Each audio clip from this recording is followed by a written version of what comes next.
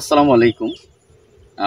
হুন্ডার চালকদের জন্য একটি সতর্কবাণী আজকে আসছি আপনাদের সামনে। আমি এই বিষয়টাকে নিয়ে কথা বলার জন্য।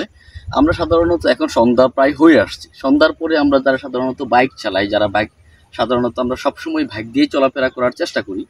প্রয়োজনের তাগিদে অনেক সময় কারোর সাথে কথা দিয়েছি একটু তাড়াতাড়ি করে আসতে হবে, সব কিছুকে উপেক্ষা করে আমরা অনেক সময় অতিরঞ্জিত আমরা বাইক চালানোর চেষ্টা করি। এখন মনে করেন আমার এই একটি গ্রামের সরু রাস্তা, এই রাস্তার পাশ দিয়ে আপনি যাচ্ছেন, আপনার গাড়ির এই মুহূর্তে স্পিড আমি যদি বলি 70 বা 70+।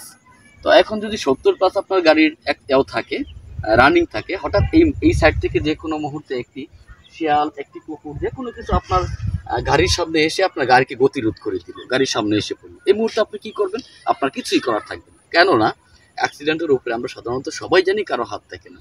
যেমন বৈরী আবহাওয়ার মাঝে কারো হাত থাকে না, ঠিক তেমনি অ্যাক্সিডেন্টের উপরও কারো হাত থাকে না। আপনি হঠাৎ করে যখন আপনার সামনে সেই শেয়ালটা আসলো বা কোনো কিছু একটা চলে আসলো, আপনি এই বলতে বলতেই কিন্তু নর্মালি আপনি না চলতে থাকুন।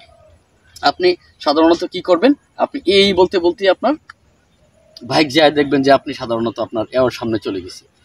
তো এই যে একটি অ্যাক্সিডেন্ট আপনার হইলো, এখন যদি এমনটা হয়ে থাকে যে বাইক দিয়ে চলাফেরা করে আপনি আপনার আয় ইনকাম করেন, আপনি আপনার সংসারকে পরিচালনা করেন, আপনার সংসারকে চালানোর চেষ্টা করেন, আপনি অ্যাক্সিডেন্ট হইলেন, ভালো কথা, আপনি অ্যাক্সিডেন্ট হয়ে পড়ে থাকলেন, আপনার সেবা শুশ্রূষার জন্য হয়তো আপনার পারিবারিকভাবে সবাই আসবে, কিন্তু এই যে আপনার ইনকাম ছিল, এই বাইক রাইড করার মাধ্যমে যে আপনার ইনকাম ছিল, এই ইনকামটুকু আপনার বন্ধ হয়ে যাওয়ার কারণে আপনি কখনো ধারণা করে দেখছেন যে আপনার কত বড় ক্ষতির ভিতরে আপনি পড়ে গেলেন?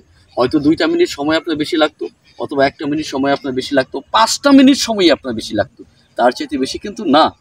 তো আমি আপনাদেরকে একটি কথাই বলবো, সেটা হচ্ছে যে আপনারা যারা আসলে সন্ধ্যার পরে সাধারণত বাইক দিয়ে চলাফেরা করেন এবং বাইক আপনারা চালান যারা, আপনাদের সকলের কাছে আমার একটি উদারত আহ্বান থাকবে যে ভাই, একটি কথা আমরা সকলেই জানি যে একটি অ্যাক্সিডেন্ট সারা জীবনের কান্নার কারণ হয়ে থাকে। আপনার এই অ্যাক্সিডেন্টের মাধ্যমে আপনার অঙ্গহানি হয়ে যেতে পারে, আপনার এই অ্যাক্সিডেন্টের মাধ্যমে আপনি মারা যেতে পারেন। সাধারণত বাইক অ্যাক্সিডেন্ট খুব খারাপ অ্যাক্সিডেন্ট হয়ে থাকে। সো আমরা সকলেই চেষ্টা করব আমরা সেই জায়গাগুলো থেকে নিজেকে সেভ করার জন্য। পাশাপাশি হচ্ছে যে আপনার মাধ্যম থেকে যেন অন্য মানুষ কষ্ট না পায়, কারণ আপনার এই চলাফেরার মাধ্যমে ছোটো বাচ্চা থাকতে পারে, যে কোনো কিছু অ্যাক্সিডেন্ট হতে পারে।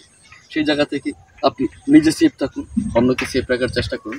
পাশাপাশি আরেকটি কথা না বললেই নয়, আমি শেষ করবো, সেটা হচ্ছে যে নর্মালি আপনারা যখন দিনেও বাইক চালাবেন তখনও চেষ্টা করবেন আপনাদের গতিকে সাধ্যের ভিতরে রাখার জন্য। প্রয়োজনের থাকিতে বিশেষ কারণে অনেক সময় আমাদেরকে একটু তাড়াহুড়া করে যেতে হয়, কিন্তু তারপরে আমাদের ইচ্ছা থাকবে যে আমরা যেন আমাদের গতি কন্ট্রোল থাকে, আমাদের নিজেদের অবস্থান কন্ট্রোল থাকে, সব কিছু বিবেচনা করে গাড়ি চালাবো। সো ভালো থাকবেন সবাই, আল্লাহ হাফেজ।